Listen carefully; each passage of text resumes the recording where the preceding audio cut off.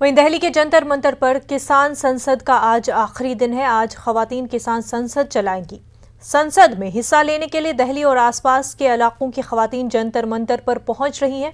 बताया जा रहा है कि आज किसान संसद में कॉरपोरेट भारत छोड़ो का नारा देते हुए खवातीन किसान से जुड़े मुद्दों पर बहस करेंगी। वहीं आज किसान संसद में हुकूमत के खिलाफ तहरीक अदम एतमाद की तजवीज़ पेश की जाएगी। साथ ही संकेत मोर्चा किसान के जरिए पीएम से इस्तीफे की मांग की जाएगी।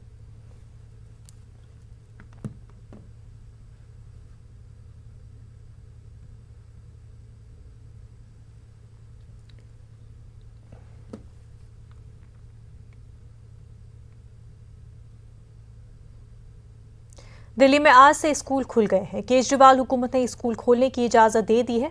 दिल्ली हुकूमत ने 10वीं से 12वीं दर्जात के तलबात को स्कूल कॉलेज जाने की इजाज़त दे दी है। वहीं दिल्ली डिजास्टर मैनेजमेंट अथॉरिटी ने अहकाम जारी किए हैं कि स्कूल सिर्फ वही तलबा आ सकते हैं जिन्हें बोर्ड एग्जाम से मुतल्लिक काउंसलिंग की ज़रूरत है।